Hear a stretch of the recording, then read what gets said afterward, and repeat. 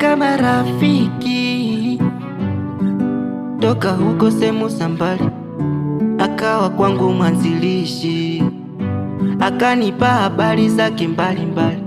Mimi kwangu hiyo ikanidisi, anavonieleza huku analia, nikamkumbuka wangu exi, na mimi nikabaki tunalia.